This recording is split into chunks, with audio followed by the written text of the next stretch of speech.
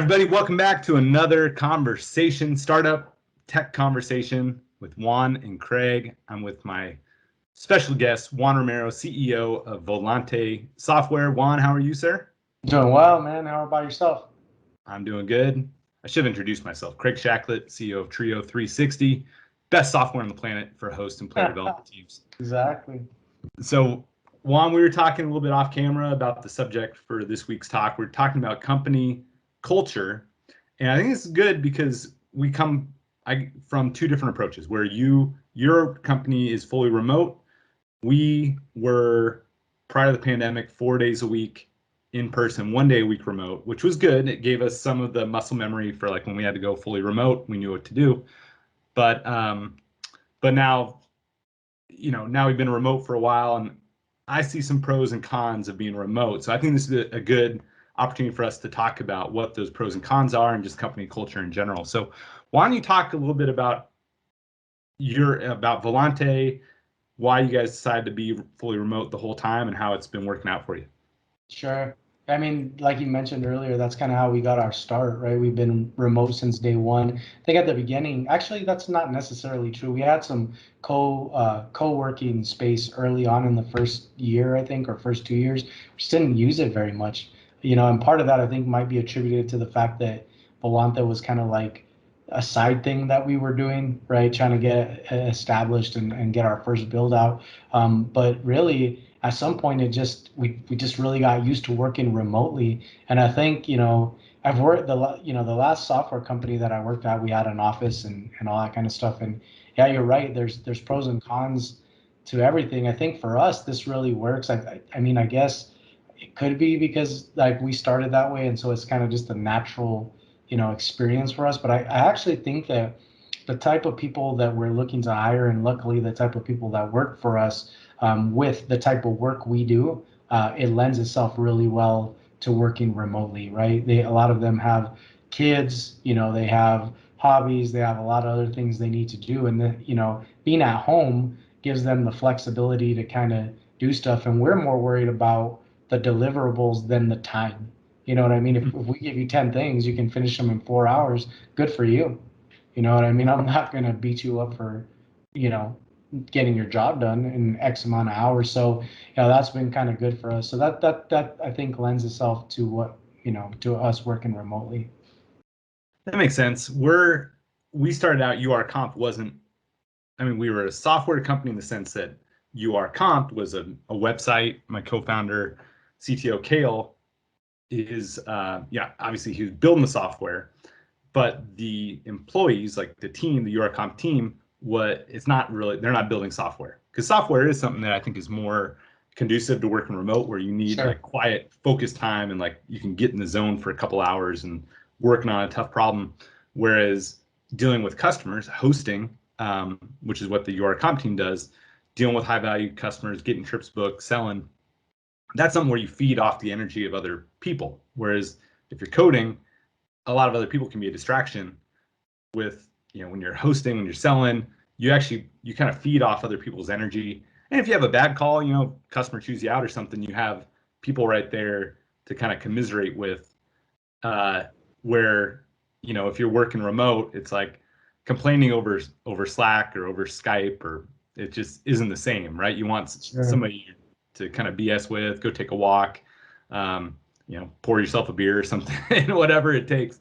So yeah, from our perspective, for the URCOMP side, I think it has been tough going remote, and I would like to see that part of the business get back to being more in the office. Maybe not 4 days a week, maybe it's 2 days a week, maybe it's 3 days a week, but I think it is tough doing that kind of repetitive work on an island where you don't have other fun people to share the day with.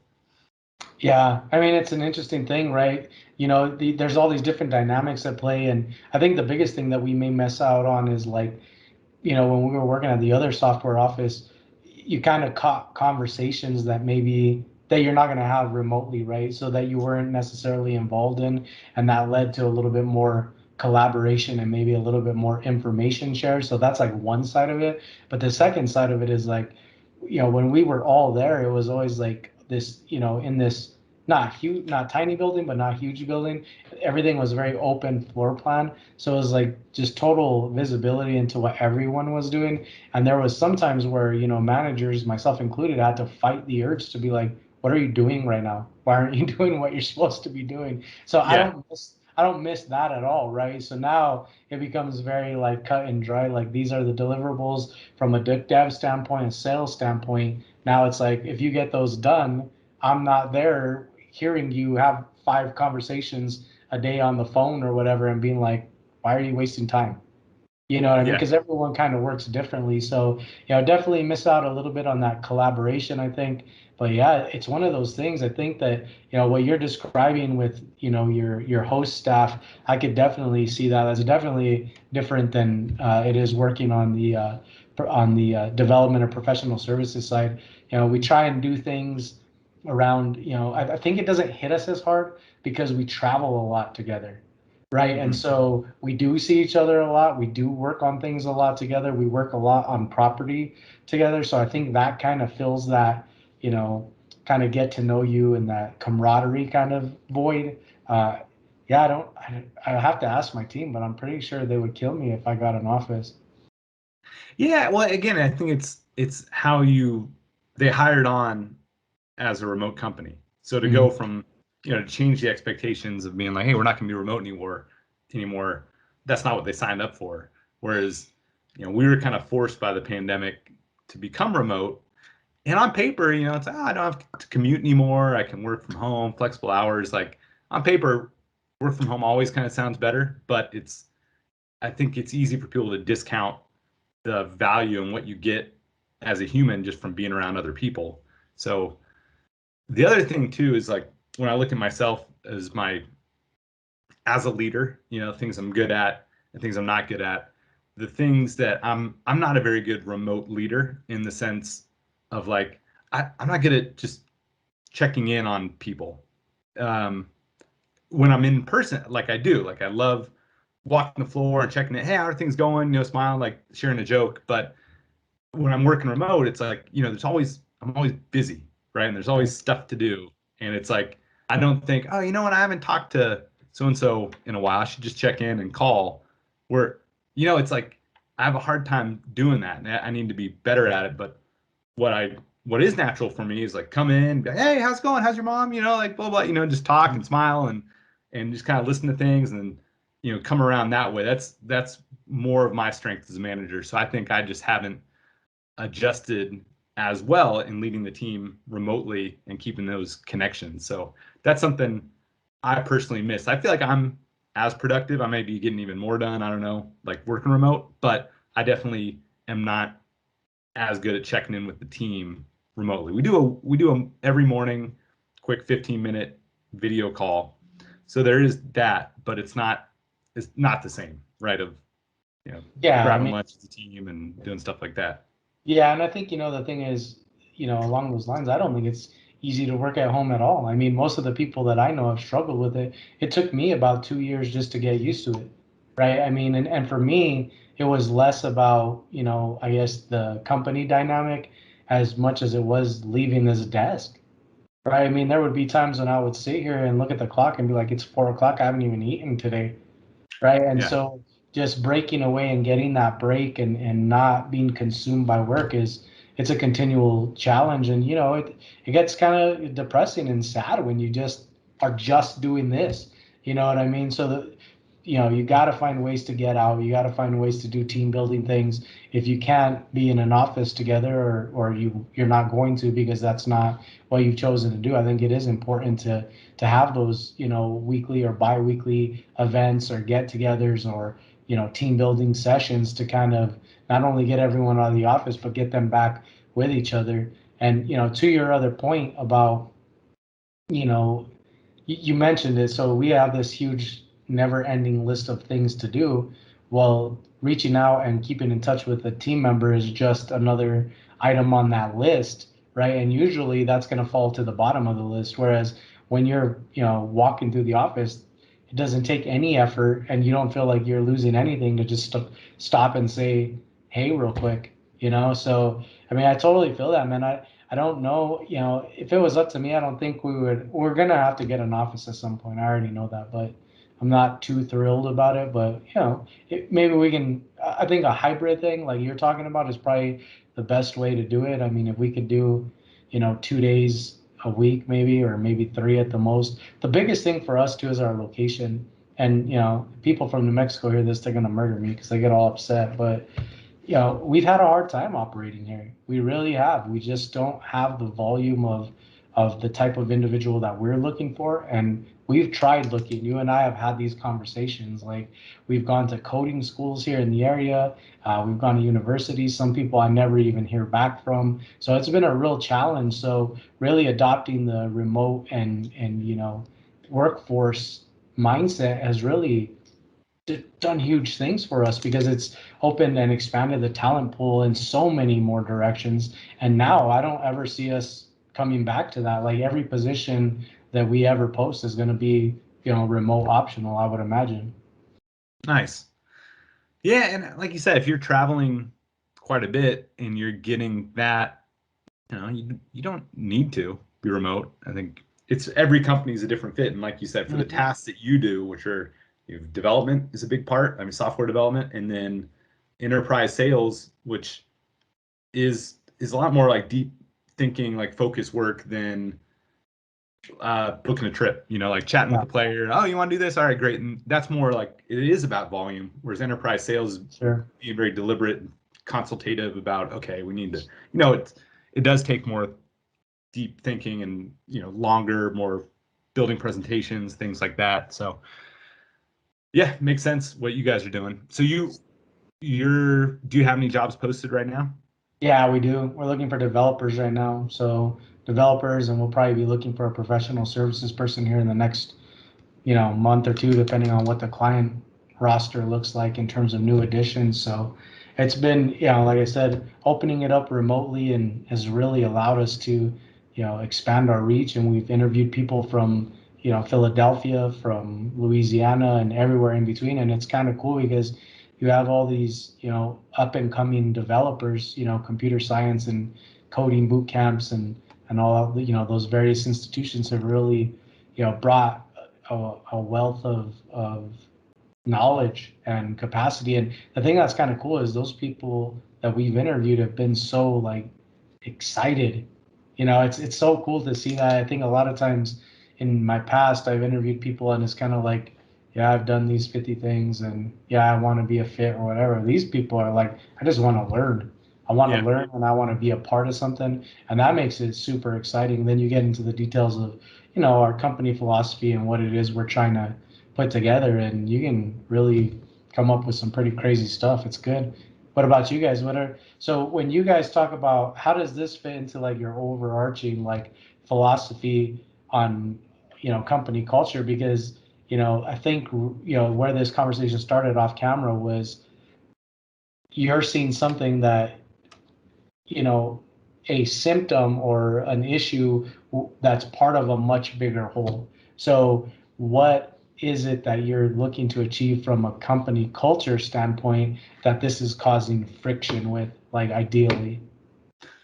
No, well, we have a great culture. We hire well. We hire like I'm proud of every person on the team. They're all like very friendly, fun people. I think they're all, yeah, some maybe more introverted than extroverted, but they're all like just they mesh. Everyone on the team meshes very well, Mhm. and I think that's what made it so fun coming in the office and doing the job, which could be can get redundant, right? Where it's, you know, you're Yeah, booking trips, you're meeting a lot of very interesting people. Like that's the fun part is talking to, you know, high level players, entrepreneurs. Like, yeah, they're all interesting people. So that's a plus. But the other plus is the people you work with and the job, you know, the task, the day-to-day task doesn't change very much, right? The casino the person's going to, the ship, the sail date, the cabin category, that may change.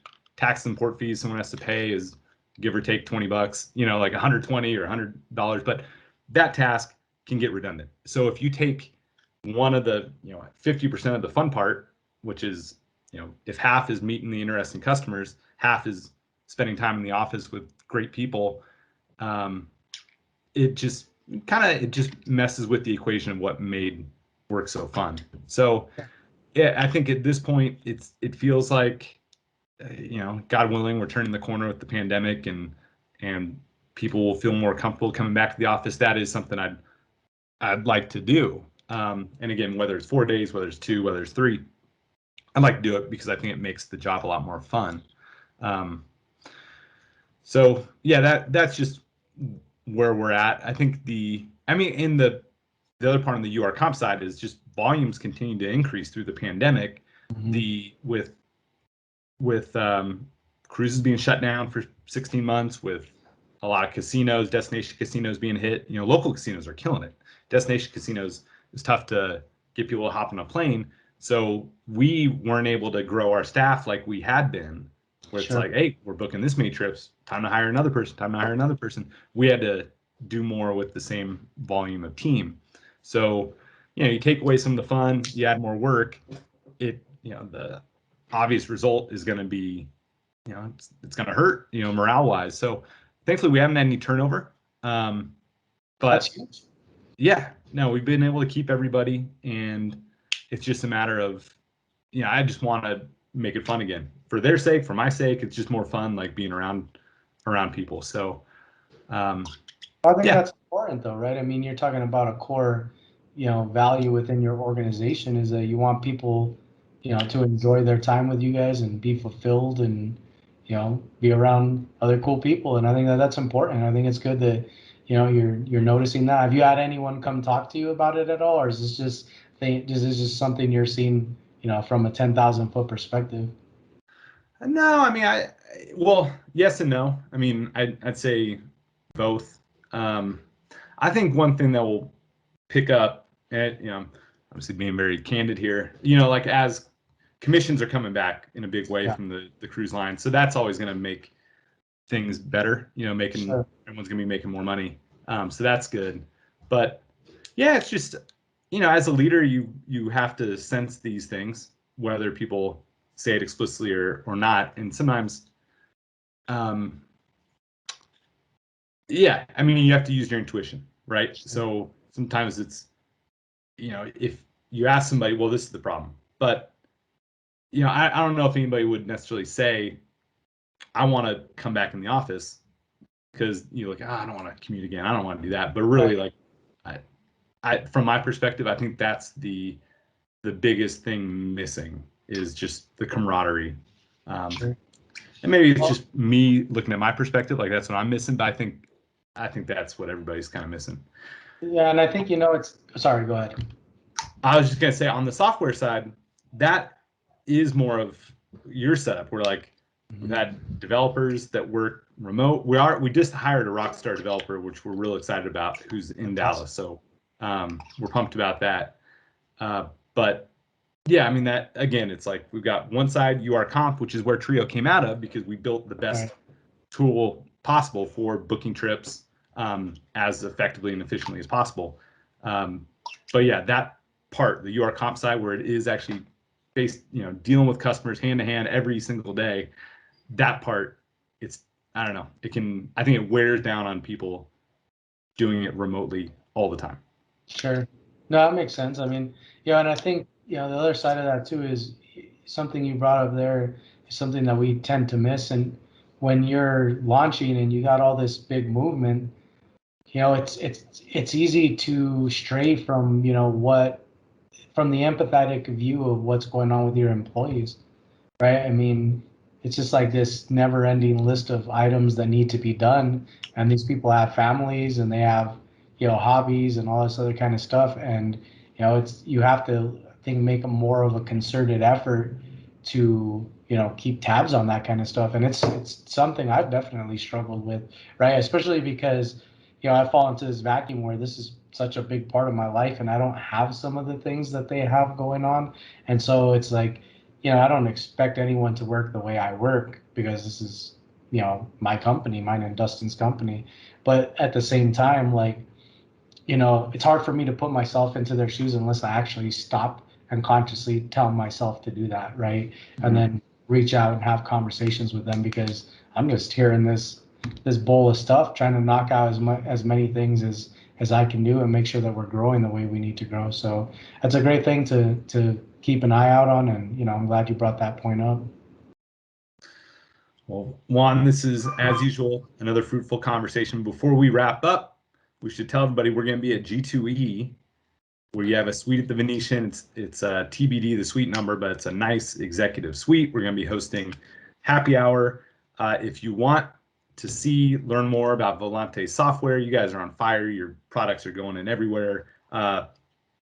Definitely reach out to Juan. If you want to learn more about TRIO360, Casino Science is going to be up there as well. Message me on LinkedIn. We'll send you the details. We're playing happy hour. We're going to have demos up there. It's going to be a ton of fun. We're going to have some booze. Juan's working on some custom cocktails, right? Custom cocktails, man. Got to have them. Yeah. So definitely, if you're going to G2E, reach out to us. We would love to see you talk about some amazing software that can transform your casino, help you make a lot more money, make your customers and employees happier. So reach out to us. Hopefully we'll see you at G2E. And Juan, I will see you there, sir. Yeah, see you in 2 weeks, man. Appreciate your time. All right. Yeah, we'll film it. We'll have to do this from G2E. Yep, for sure. All right. Well, thanks a lot, Juan. We'll talk to you soon. Thanks, man. Take care.